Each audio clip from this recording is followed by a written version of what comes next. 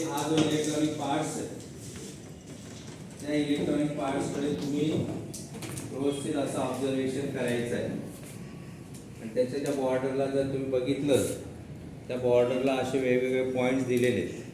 त्या पॉईंटचे तिथे आपण त्या ठिकाणी त्याचं प्रत्येकाचं जे फंक्शन आहे ते फंक्शन वगैरे समजून घेणार आहोत.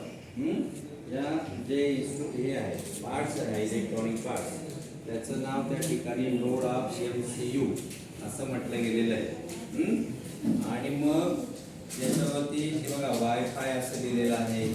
त्याच्यानंतर D0 D1 D2 त्याच्यानंतर असं जर तुम्ही फिरवलं तर GND 2 नंबरला GND नाव आहे बघा दिसतं का?